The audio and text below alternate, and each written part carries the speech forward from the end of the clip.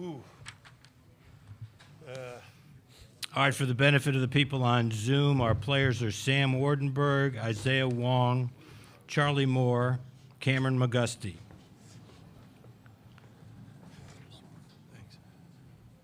We will open our Miami press conference with some comments from Coach Larinaga. Just a reminder, when you ask questions, to please state your name and your affiliation, and please direct your questions for the players to a specific player.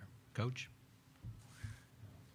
Well, to begin with, I was tuned into the games before us, and I listened to Charles Barkley tell the CBS crew that if Auburn won, he would take off his shirt.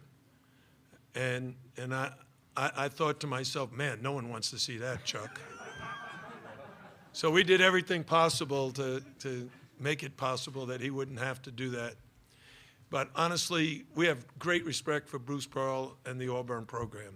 They've had a phenomenal year, and I can't be happier for my guys. They did such a fantastic job of executing the game plan.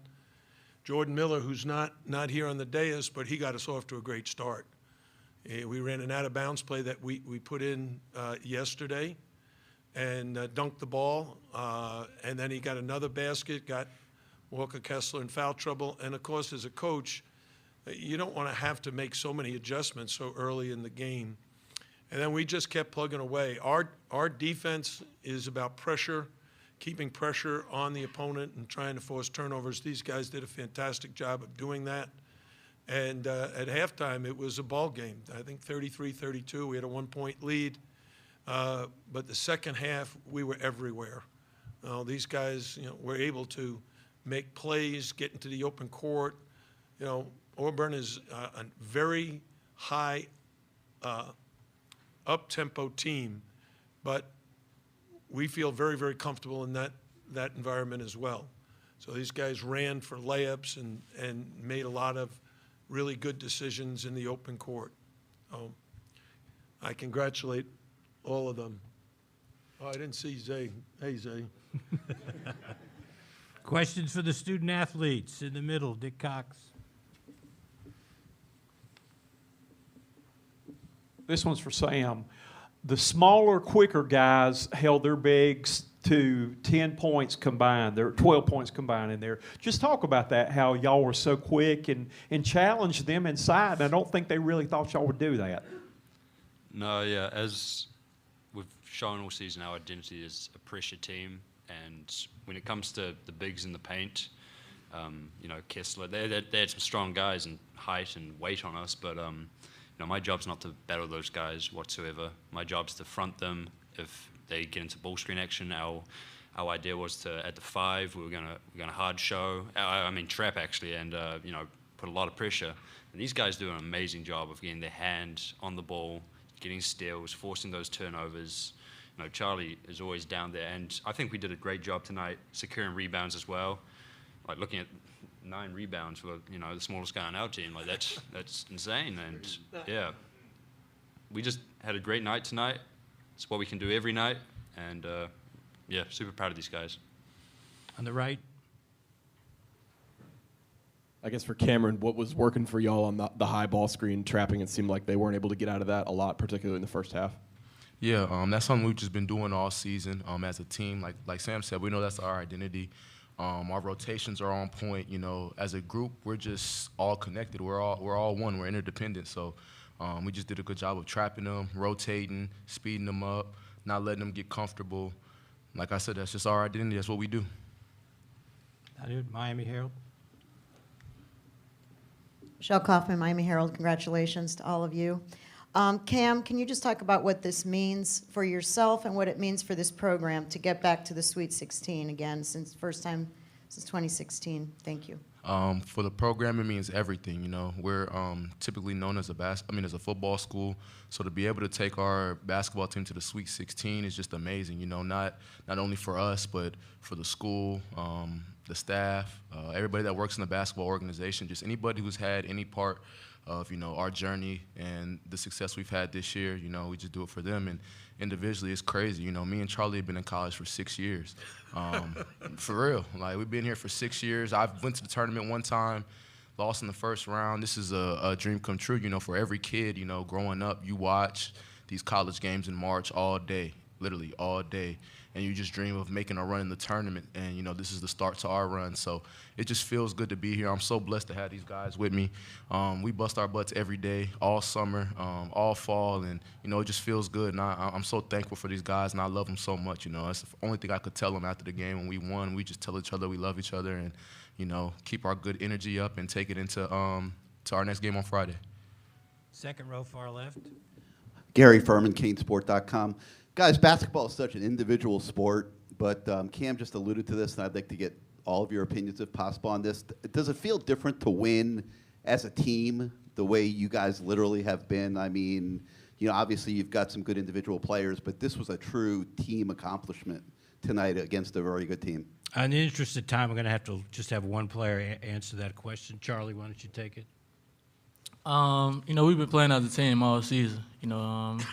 It's not really nothing new. A lot of guys are, shocked we got this win, but, we knew we was going to come in and play hard, together as a team. We got complete confidence in ourselves like we have all season, and, I'm just happy for the guys. Pete Iacobelli. Pete Iacobelli, Associated Press. Isaiah, can you tell us about that jam on Jabari?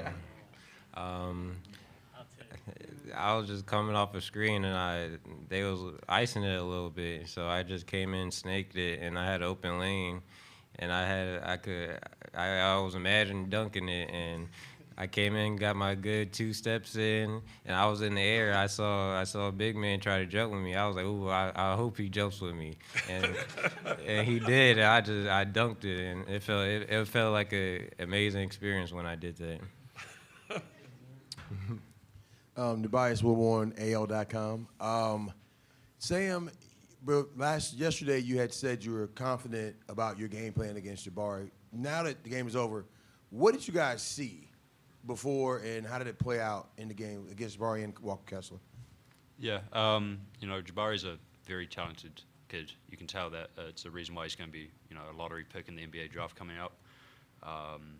But yeah, we had a game plan, and I think we started Jordan on him, and he played him for most of the night, and Jordan did a terrific job pressuring him, making him feel uncomfortable. He's a great catch and shoot guy, and we felt like if we were able to get him to put the ball on the ground, we were at our best there. If he turned his back to any of us, we were going after it. And yeah, we just executed our game plan really, really well, and that obviously showed tonight and at the final score. Last question for the student athletes. Hey, Cam, Michael Rothstein, ESPN. This is for you. It's actually about Charlie. If you can imagine the journey that Charlie's been on with all the schools he's gone to and everything like that, what do you think that means for you guys that he's in the Sweet 16 now? And could you imagine what he has been through to get to this point? Yeah, of course. Like I said, I've been in college for 6 years, not as many schools as Charlie, but I've kept up with his I've been keeping up with him since high school. I knew about him. I knew who he was, and he's just had such a long journey. He's always been a great point guard. Every time I've seen him in college or high school, he was always, getting his teammates involved, being a leader, able to score the ball with the best of them. And like I said earlier, it's just a blessing that, he was able to transfer here, Definitely, without a doubt, so blessed to have him. All right, we're going to dismiss the student athletes. Thanks, guys. Good job, guys.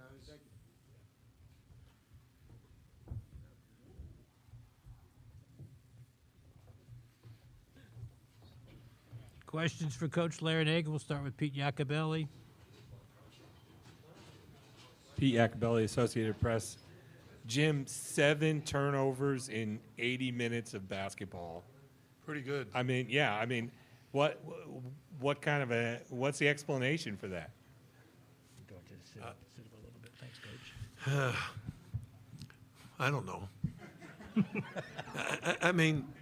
We practice the same stuff all the time. The guys have developed great understanding of what their role is and what we're looking for. Our thought going into games is force turnovers and limit our turnovers. But we don't do anything special. We just run our stuff, and the guys make good decisions. We got really great guards, and the guards handle the ball the whole time. But Sam Wardenberg and Jordan Miller handle the ball a ton as well. Our front court guys, they're not overly big, certainly not bulky, but they can put the ball on the ground and protect themselves. They can make shots and make moves off the bounce like Jordan did early. You know, I think we need to really appreciate the job Jordan Miller did on Jabari. And that was amazing. In the first half, made it very, very challenging for Jabari to get anything going. But, you know, we've been pretty good all season long in handling the ball. Hopefully it'll continue. Eric, in the back. Yeah, Jim Eric Boynton with the Greenville News. I guess you said, told the CBS guys right after the game that you guys had developed a defense called the Scramble.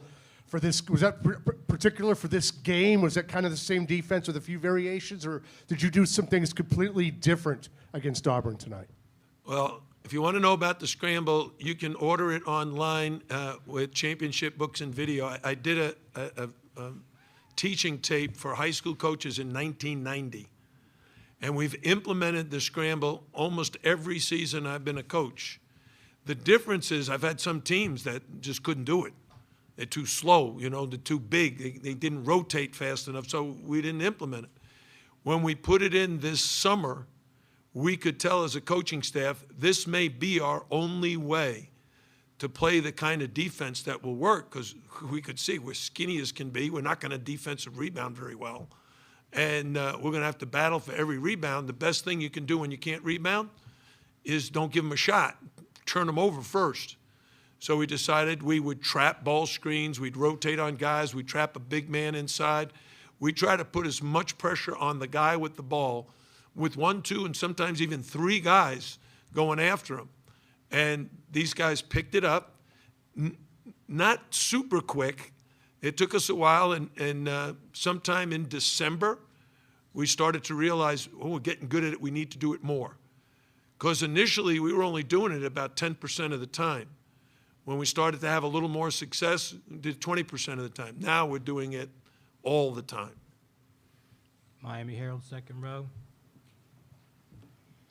Jim, I'm going to ask you the same thing I asked Cam. What does it mean to make the Sweet 16 again? What does it mean for the program? What does it mean for you? And what was your message? I know you haven't had much time with them after the game, but what was your message to these guys after the game? Well, have you ever seen the movie Braveheart?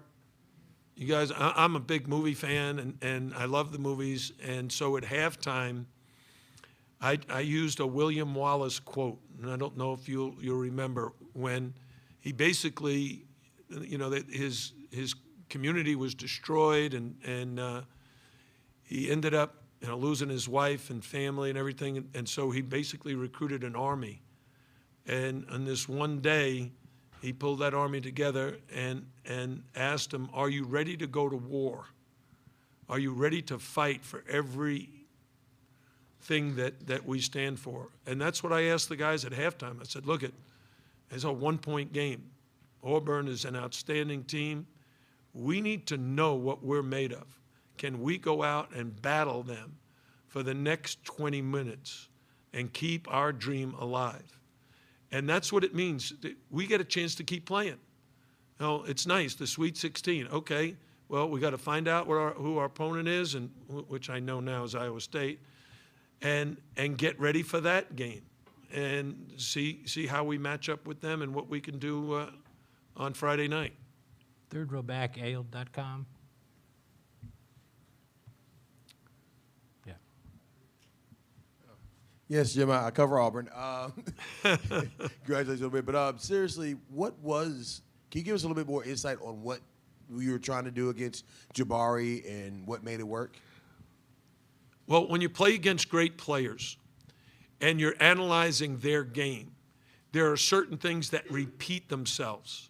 And in Jabari's case, he's not only 6'10" and extremely athletic, he had 15 rebounds tonight.